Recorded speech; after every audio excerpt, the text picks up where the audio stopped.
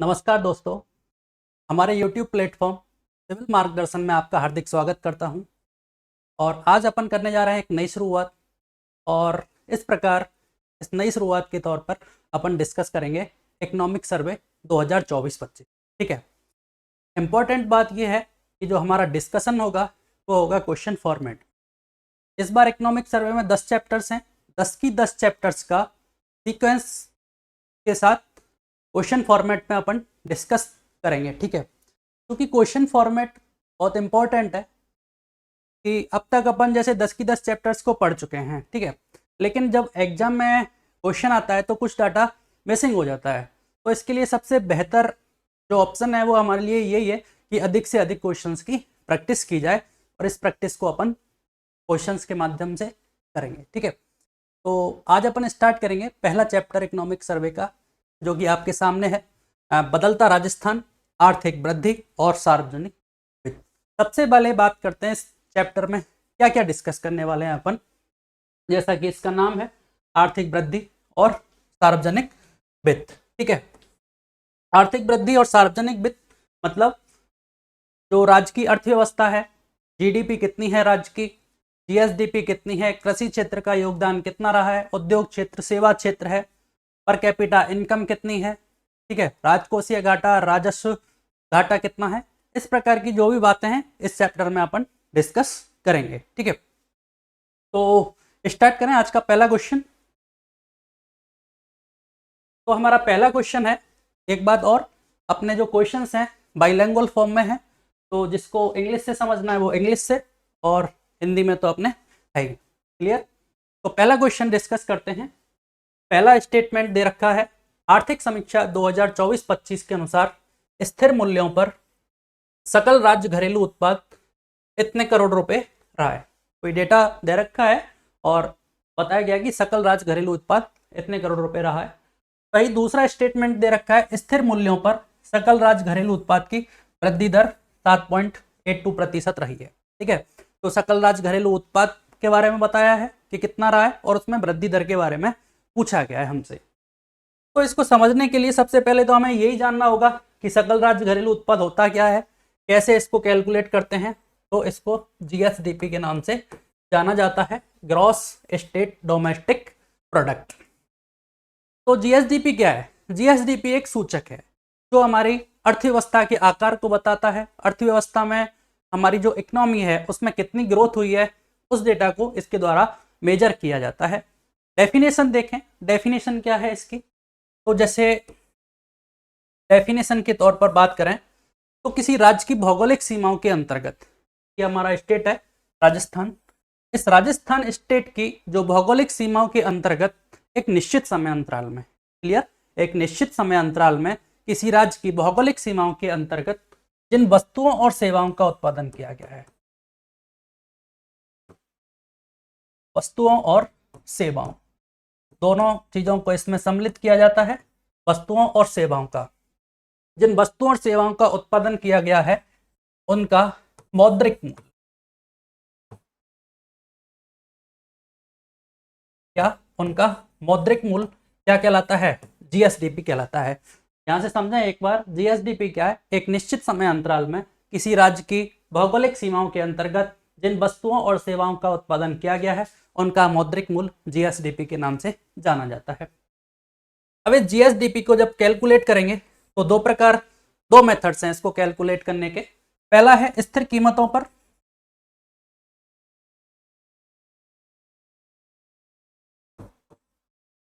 और वहीं दूसरा मेथड है प्रचलित कीमतों पर।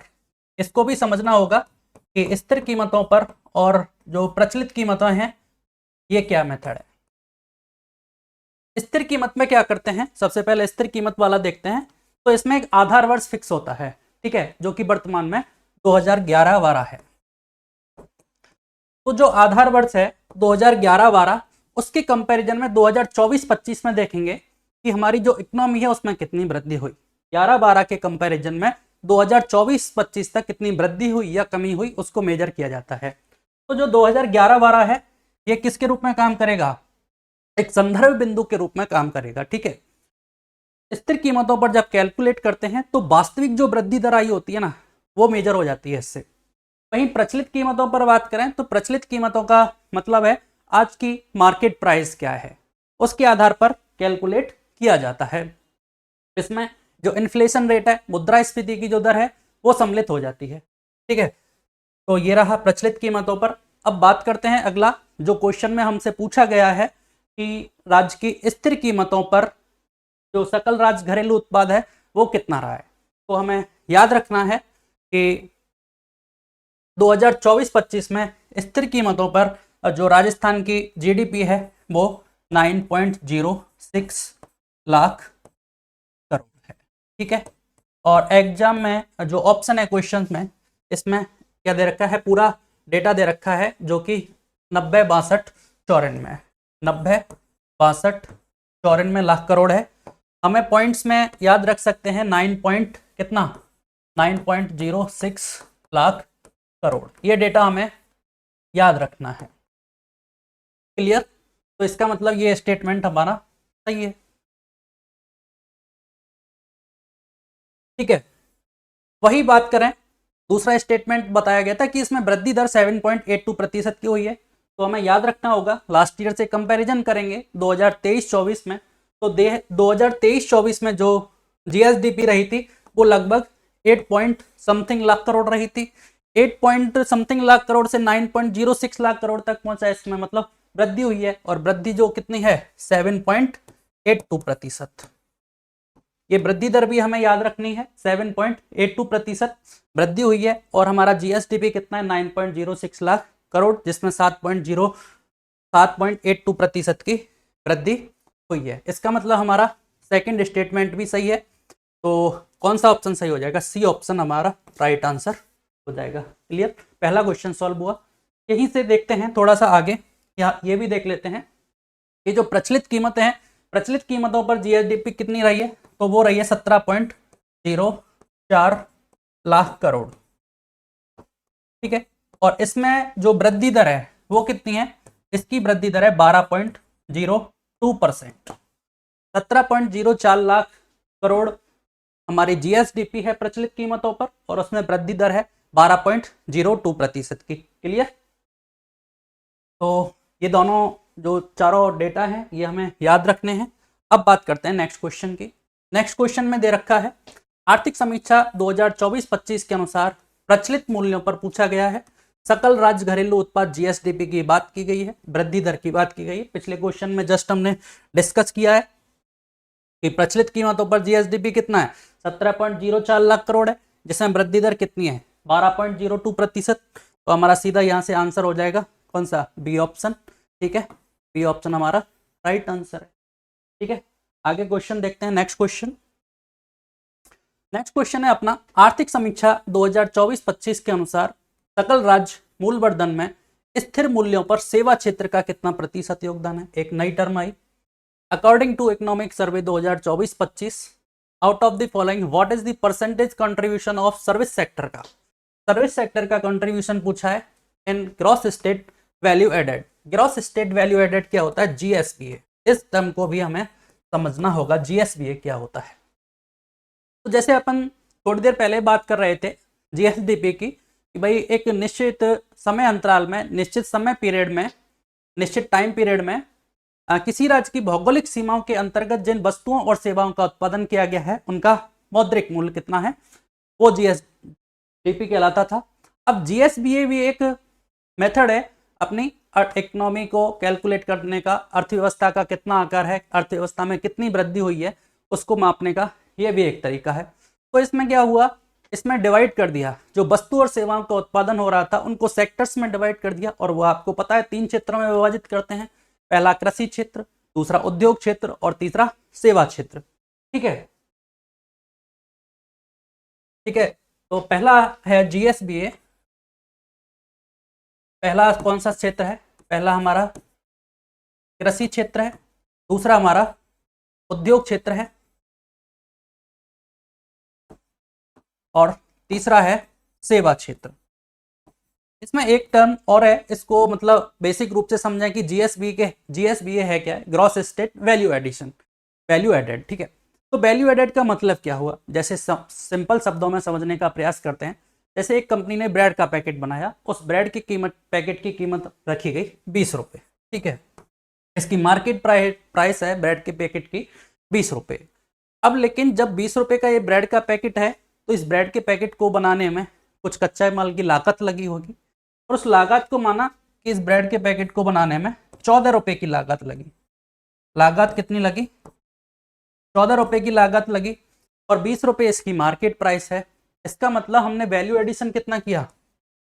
6 रुपये, ठीक है। अगर हमसे जीएसबीए पूछा जाएगा तो अपना जीएसबीए होगा केवल 6 रुपये, ठीक। इसका मतलब केवल 6 रुपये की वैल्यू एडेड उसमें की गई। मध्यवर्ती जो लागत थी इसकी 14 रुपये, उसको इसमें से माइनस कर दिया गया, और जीएसबीए कितना हुआ? 6 रुपये। तो ये टर्म हमें समझनी होगी, ठीक है। अब इसको 3 क्षेत्रों में, सेक्टर्स में डिवाइड किया गया, जो कि कृषि, उद्योग और सेवा क्षेत्र है। और इनका तीनों का प्रचलित कीमतों पर योगदान कितना होता है, स्थिर कीमतों पर योगदान कितना होता है, और इसमें इनकी जो वृद्धि दर है वो हमें याद करनी होगी, ठीक है, प्रत्येक क्षेत्र का। तो सबसे पहले बात करते हैं स्थिर कीमतों पर, और यहाँ इसकी वृद्धि दर, और इधर बात करेंगे प्रचलित कीमतों पर कितना इसका योगदान है, तीनों क्षेत्रों का। तो इसको एक टेबल के माध्यम से याद करेंगे, और इनको हमें सीक्वेंस में याद रखना होगा कि कृषि क्षेत्र, दूसरा उद्योग क्षेत्र, तीसरा सेवा क्षेत्र, और फिर स्थिर कीमतों पर, फिर प्रचलित कीमतों पर।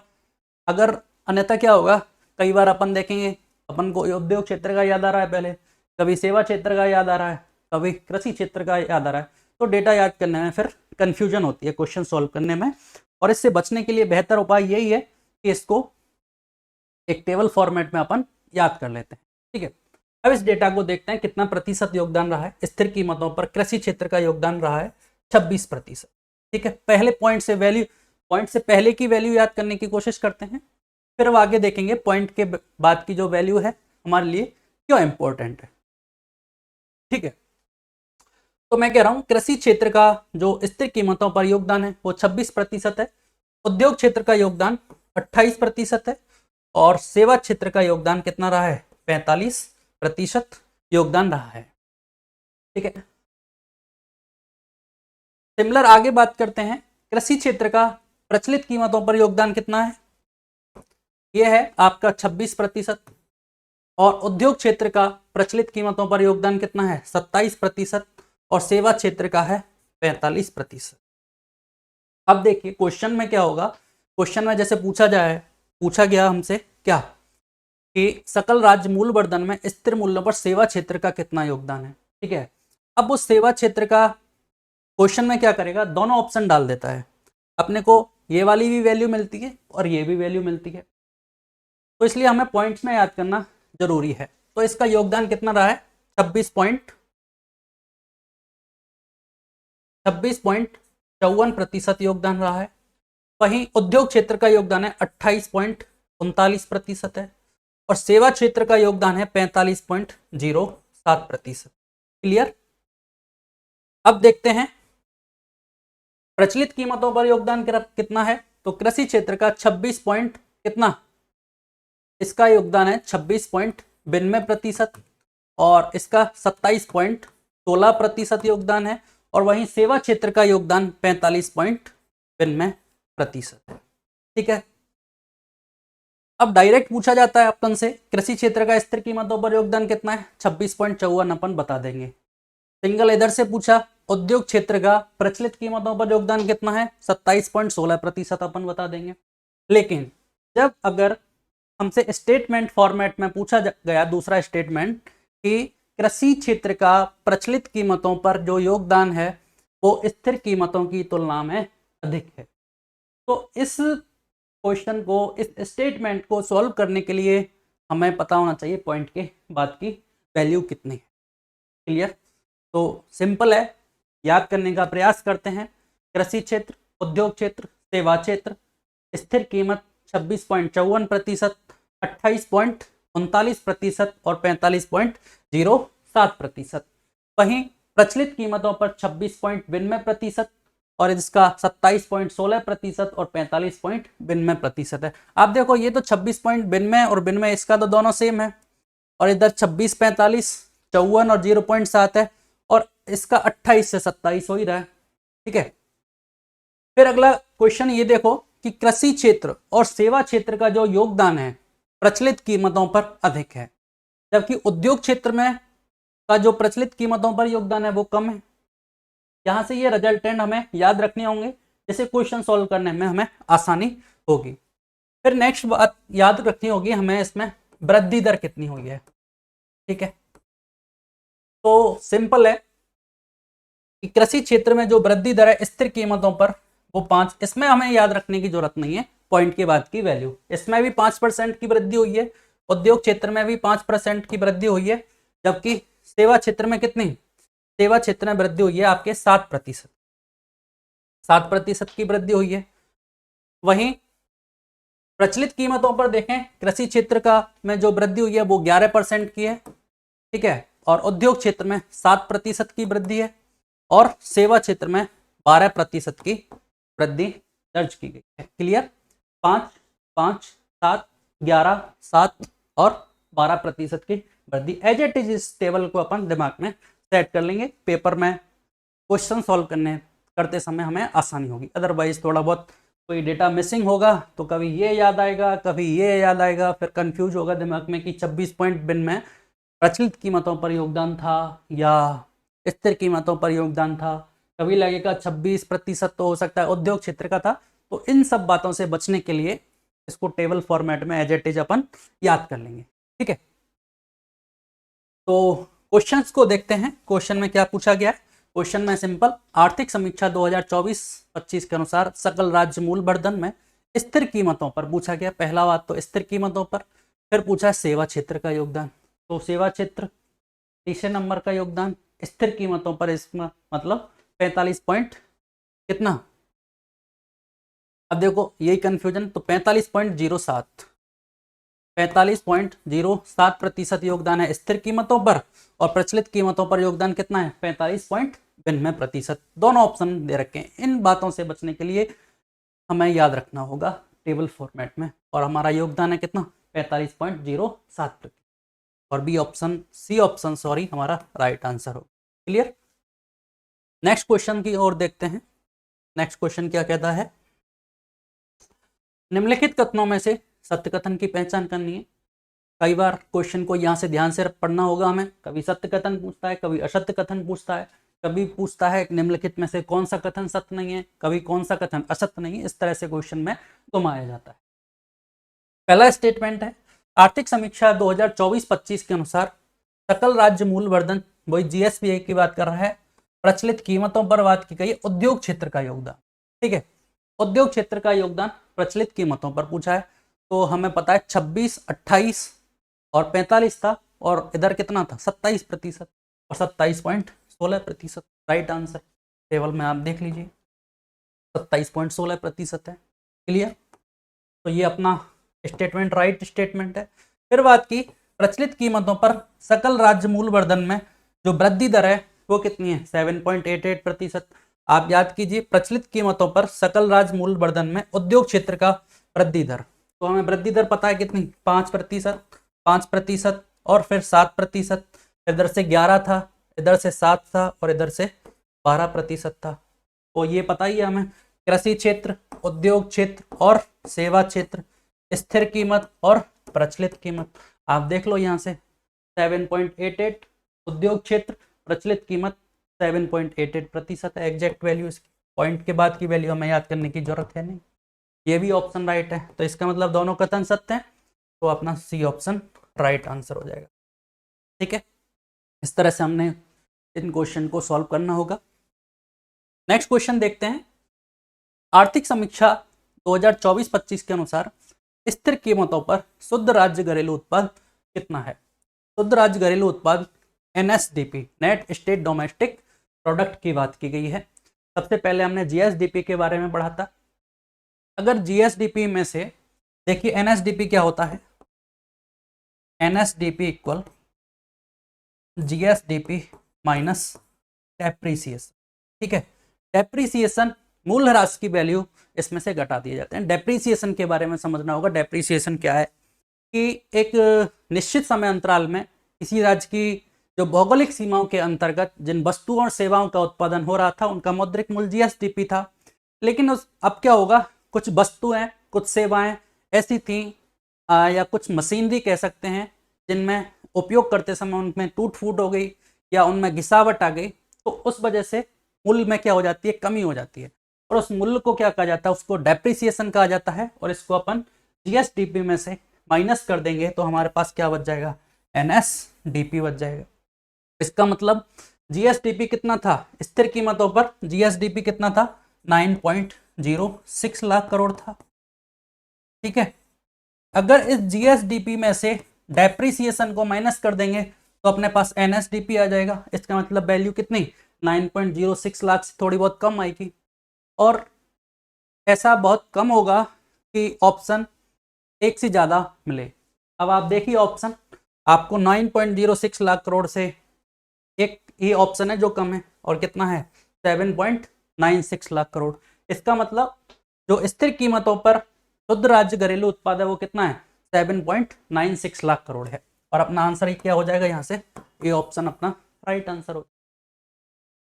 सेम वही प्रचलित कीमतों पर बात करेंगे तो प्रचलित कीमतों पर भी वही डेप्रिसिएशन को माइनस कर दिया जाएगा। और प्रचलित कीमतों पर हमें पता है कितनी थी जीएसडीपी 17.04 लाख करोड़ थी। अगर 17.04 लाख करोड़ में से आप डेप्रिसिएशन को माइनस करोगे तो कुछ कम वैल्यू आएगी। तो यहां से भी आप देख सकते हैं एक ही ऑप्शन है 15.25 लाख करोड़। तो ये कितना हो जाएगा 15.25 लाख करोड़ किस पे, प्रचलित कीमतों पर। तो स्थिर कीमतों पर जो एनएसडीपी है वो कितना है 7.96 लाख करोड़, जबकि प्रचलित कीमतों पर एनएसडीपी की वैल्यू है 15.25 lakh crore. Clear. Next question देखते हैं। अगला क्वेश्चन है निम्नलिखित कथनों पर विचार करना है। पहला है वर्ष 2024 में स्थिर कीमतों पर राजस्थान की आर्थिक वृद्धि दर भारतीय वृद्धि दर की तुलना में अधिक है। मतलब अब जो राजस्थान की जीडीपी में जो वृद्धि दर हो रही थी उसका कंपैरिजन हमें भारत के साथ कराया गया है। तो मैं आपको बता दूं कि जो राजस्थान की जीडीपी में वृद्धि दर है, चाहे स्थिर कीमतों पर बात करें चाहे प्रचलित कीमतों पर बात करें, दोनों भारत की जो वृद्धि दर है उनसे अधिक है। तो राजस्थान की वृद्धि दर तो हमें पता है, स्थिर कीमतों पर कितनी थी, स्थिर कीमतों पर नेक्स्ट पेज में देख लेते हैं। स्थिर कीमतों पर राजस्थान और इधर से भारत, राजस्थान की थी 7.82% और वहीं प्रचलित कीमतों पर कितनी थी 12.02%।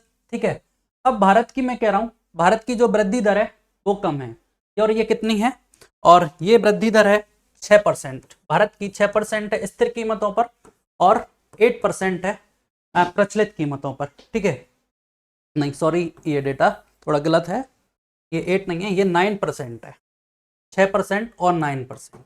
क्लियर। राजस्थान का अपन को पता है 7.82% स्थिर कीमतों पर वृद्धि दर, प्रचलित कीमतों पर 12.02%। भारत की 6% वृद्धि दर है और प्रचलित कीमतों पर 9% है। तो जो राजस्थान की वृद्धि दर है वो स्थिर कीमतों और प्रचलित कीमतों पर दोनों पर भारत की तुलना में अधिक है। क्लियर। ये हमें याद करने की वैसे आवश्यकता है नहीं, हमें ये याद होना चाहिए 7.82% और 12.02%। ठीक है, तो क्वेश्चन में क्या दे रखा है कि वर्ष 2024-25 में स्थिर कीमतों पर राजस्थान की जो आर्थिक वृद्धि दर है भारतीय वृद्धि दर की तुलना में अधिक है। बिल्कुल सही बात है, स्थिर कीमतों पर कितना 7.82%। ये स्टेटमेंट राइट हो गया, ट्रू है। नेक्स्ट स्टेटमेंट है वर्ष 2024-25 में प्रचलित कीमतों पर राजस्थान की आर्थिक वृद्धि दर भारतीय वृद्धि दर की तुलना में कम है। ये कह रहा है राजस्थान की जो वृद्धि दर है प्रचलित कीमतों पर वो भारत की तुलना में कम है। तो ये तो गलत है, फॉल्स स्टेटमेंट है। इसका मतलब कथन एक सत्य है। तो कौन सा ऑप्शन हो गया, कथन एक सत्य, पहला ही ऑप्शन राइट हो गया। ठीक है, ये ऑप्शन अपना राइट आंसर। ठीक है, ये क्या दे रखा है, कथन एक सत्य है, कथन एक सत्य है, ऑप्शन में मिस्टेक है। तो पहला स्टेटमेंट अपना राइट है, दूसरा गलत है। नेक्स्ट क्वेश्चन देखिए, तो याद रखना थोड़ा सा, 6% और 9% है ना। नेक्स्ट क्वेश्चन देखिए, आर्थिक समीक्षा 2024-25 के अनुसार स्थिर कीमतों पर राजस्थान की प्रति व्यक्ति आय के बारे में पूछा गया है। पर कैपिटा इनकम के बारे में हमसे पूछा गया राजस्थान की। तो जो प्रति व्यक्ति आय है वो क्या है, एक क्षेत्र विशेष के लोग हैं उनकी प्रति वर्ष में या जो औसत आय उसके बारे में, उसको पर कैपिटा इनकम कहा जाता है। और इसको कैसे कैलकुलेट किया जाता है, तो याद रखें, पर कैपिटा जो इनकम है वो NSDP पर कैलकुलेट की जाती है। ये हमें याद रखना होगा। NSDP में जब अपन डिवाइड कर देते हैं किसका, कुल जनसंख्या का,